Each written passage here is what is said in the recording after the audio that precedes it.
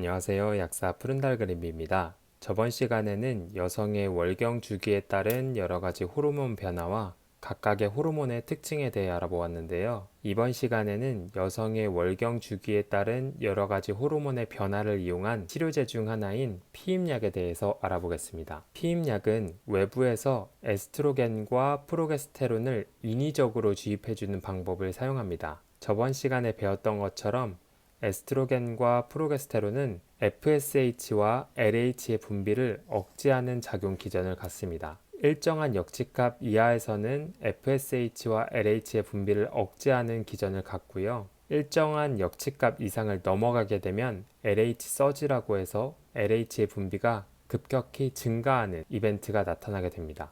이 피임약은 에스트로겐과 프로게스테론의 일정한 역치값 이하에서 각각의 FSH와 LH 분비를 억제하는 그 기전을 이용한 것이라고 보시면 되겠습니다. 보시는 것처럼 에스트로겐과 프로게스테론에 의해서 여포자극 호르몬인 FSH 분비가 억제되게 되면 원시세포인 제1남모세포가 제2남모세포로 변하며 난자가 되는 이 배란의 과정이 일어나지 않게 됩니다. 배란이 일어나지 않음에 따라서 난자가 생성되지 않게 되고 결과적으로 정자와 만날 수 있는 난자가 생성되지 않아 피임이 일어나는 효과를 이용한 것입니다.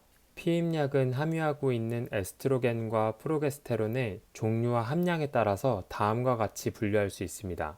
해당 표에 나와 있는 피임약들은 현재 시중에서 유통되고 있는 모든 피임약을 정리한 표인데요.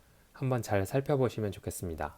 먼저 피임약의 분류는 프로게스테론의 종류에 따라서 분류할 수 있습니다. 프로게스테론의 종류에 따라서 피임약은 크게 2세대, 3세대, 4세대 피임약으로 나뉘게 됩니다.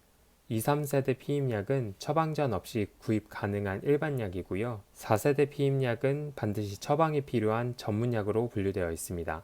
이건 2세대에서 4세대로 갈수록 혈전 생성의 위험이 높아지는 부작용을 반영한 것인데요. 2세대에서 4세대로 갈수록 여성 호르몬의 주요 부작용인 혈전 생성의 위험은 높아지지만 다만 프로게스테론의 부작용인 여드름이나 다모증, 지질대사 이상은 낮아지는 그런 장점을 가지고 있습니다. 따라서 혈전 발생의 부작용의 위험성이 낮은 여성분들 같은 경우에는 2세대보단 3세대, 3세대보단 4세대 피임약을 선택하시는 게 좋은 방법일 수 있습니다. 피임약은 또 에스트로겐의 함량에 따라서 다음과 같이 세분화하여 분류할 수 있습니다. 에스트로겐은 함량이 높아질수록 체중 증가나 유방 압통, 메스꺼움, 혈전 생성 위험이 증가하는 단점을 가지고 있고요.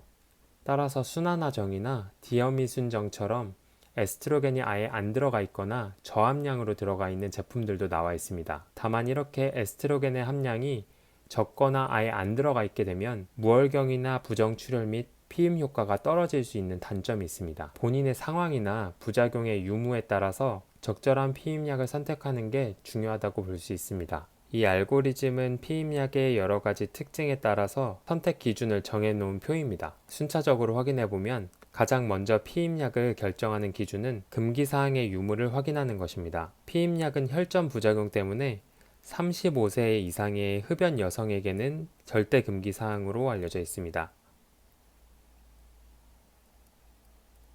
다만 에스트로겐이 없는 프로게스테론 단독 제품은 35세 이상의 흡연 여성도 복용이 가능한데요. 금기사항에 해당하는 여성분들 같은 경우에는 에스트로겐이 안 들어있는 순환화정, 순하리정, 센스가드 이브정 등을 복용하실 수 있습니다. 다만 해당 제품의 경우에는 최근에 선호도가 많이 떨어져서 생산되지 않는 것으로 알고 있습니다. 첫 번째 기준에 금기사항에 해당하지 않는 여성분들 같은 경우에는 여드름이나 다모증, 지질대사와 같은 부작용이 많은 2세대보다는 3세대 피임약을 선택하면 좋습니다. 4세대 피임약은 처방전이 필요한 전문의약품이라서 뺐고요. 다음 선택 기준은 복용 목적을 확인하는 것입니다. 크게 피임약을 복용하시는 여성분들은 월경 지연 목적이나 피임 목적으로 피임약을 선택을 하시는데요. 월경 지연 목적으로 피임약을 구입하시는 분들은 주의하셔야 될 게 에스트로겐 함량이 아예 없거나 저함량으로 들어가 있는 제품을 선택하시게 되면 월경 지연 목적을 실패하실 수 있습니다. 따라서 월경 지연 목적으로 피임약을 구입하시는 분들은 에스트로겐 함량이 적절하게 들어가 있는 제품을 선택하시는 게 좋습니다. 피임 목적으로 피임약을 구입하시는 분들은 기존 복용 시 혹시 부작용이 있는지 여부에 따라서 피임약을 세분화하여 선택하실 수 있습니다. 먼저 체중 증가나 유방 압통, 메스꺼움과 같이 에스트로겐에 의한 부작용이 있었던 분들 같은 경우는 에스트로겐이 낮은 제품을 선택하실 수 있겠고, 무월경이나 부정출혈처럼 에스트로겐이 너무 낮은 제품을 선택하여 발생할 수 있는 부작용은 에스트로겐이 많이 들어가 있는 제품을 선택하여 이 부작용을 피하실 수 있습니다. 피임약에는 여성 호르몬이 들어가 있기 때문에 여성 호르몬이 대표적으로 일으킬 수 있는 부작용인 암과 혈전에 대한 부작용 때문에 이러한 절대 금기 사항과 상대 금기 사항이 분류되어 있습니다. 예를 들어 최근 5년 이내에 유방암이 있었던 환자분들 같은 경우에는 절대 금기 사항에 해당하여 절대 피임약을 복용하시면 안 되겠습니다. 또한 혈전성 질환이 있거나 가족력이 있는 경우, 혹은 고혈압과 같이 심혈관계 질환이 있는 경우,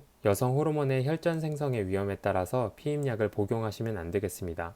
기타 사항으로 비만, 고지혈증, 고혈압과 같이 상대 금기 사항에 해당하는 분들도 피임약을 복용하실 때 반드시 주의하셔야 합니다. 피임약은 복용 목적에 따라서 복용 방법이 조금씩 달라지게 되는데요. 우선 피임 목적으로 피임약을 복용하시는 분들은 생리가 시작되는 첫날부터 복용을 시작하시면 됩니다. 피임약은 크게 21정이 들어있냐, 28정이 들어있냐에 따라서 그 복용 방법이 조금 더 달라지게 되는데요. 28정이 한 박스에 들어가 있는 약 같은 경우에는 21일, 3주를 내리 복용을 하신 후 일주일간 휴약을 하시면 됩니다. 이 일주일간 휴약을 하시는 기간 동안 월경을 하실 수가 있고요. 다음으로 28정이 한 박스에 들어가 있는 피임약을 선택하시는 경우 휴약 기간 없이 28정을 매일매일 복용하시면 되겠습니다. 생리 지연 목적으로 피임약을 복용하시는 분들 같은 경우에는 복용 시작을 생리 예정일 10일, 최소 생리 예정일 일주일 전부터 복용을 시작하시면 되고, 지연시키고 싶은 날까지 복용 후에 중단하시면 되겠습니다. 약 복용을 잊은 경우에는 다음과 같은 방법으로 처리합니다. 크게 한 정을 잊은 경우와 두 정을 잊은 경우로 나눕니다. 공통사항으로는 원래 복용해야 할 시간보다 12시간 이상 지나게 되면 일주일 정도 보조적인 피임법을 사용하는 것이 좋습니다. 한 정을 잊은 경우에는 즉시 한 정을 복용하고 원래 복용 일정에 따라 약을 복용하시면 됩니다. 두 정을 잊은 경우에는 새로운 피임약으로 새로운 복용 주기를 시작하도록 합니다. 피임약은 다른 약과 상호작용이 많은 약으로도 알려져 있습니다. 피임약은 간에서 대사작용을 하는 시토크롬 3A4에 기질이 되는 약입니다. 따라서 시토크롬 3A4를 유도하는 약물과 함께 복용을 하게 되면 기질인 피임약 성분이 더 빨리 대사가 되어 효과가 떨어질 수 있고, 시토크롬 3A4의 저해제인 약들과 함께 복용을 하게 되면 시토크롬 3A4의 대사작용이 늦춰져 피임약의 혈중 농도가 올라가 피임약에 따른 부작용이 발생할 수 있습니다.